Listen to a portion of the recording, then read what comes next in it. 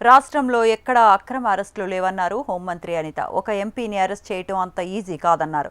సక్రమంగా అన్ని ఆధారాలు ఉంటేనే అరెస్టులు జరుగుతాయని తెలిపారు. అక్రమమా కాదా అన్నది కోర్టులు చూసుకుంటాయన్నారు. గత ప్రభుత్వంలో జరిగినవి అక్రమ అరెస్టులు అన్నారు. సీఎం చంద్రబాబును 53 రోజులు జైల్లో పెట్టడం అక్రమం అన్నారు. మద్యం కేసులో అన్ని వివరాలు విచారణలోకి బయటికి వస్తాయని హోంమంత్రి వంగలపూడి అనిత తెలిపారు.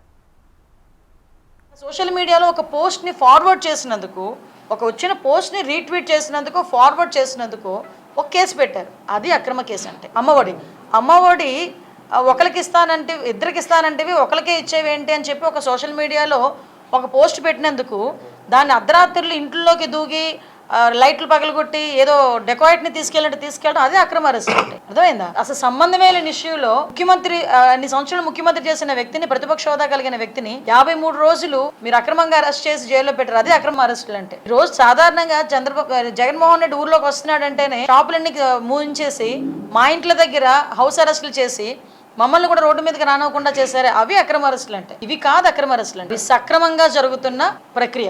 ఎంపీని అరెస్ట్ చేయడం అనేది ఇట్స్ నాట్ ఈజీ థింగ్.